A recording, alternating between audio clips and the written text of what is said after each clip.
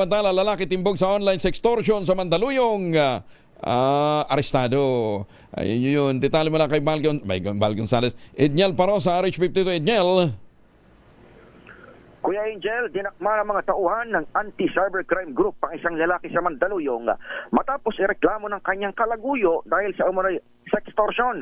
Sa report ng ACG na pinangungunahan ni Police Brigadier General Bernard Yang, nahuli sa entrapment ng 42 anyos na suspect na kinilala lamang sa alias na Don, makaraang pilit na makipagkita sa biktima sa isang motel. Nagkakilala umanom dalawa sa isang dating site kahit kasal na itong lalaki na nagresulta naman sa kanilang relasyon at palitan ng malalaswang video at larawan.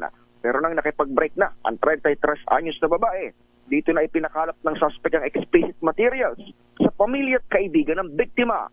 Maharap si alias Don sa patong-patong na reklamong paglabag sa Cybercrime Prevention Act, Grave Coercion at Safe Spaces Act.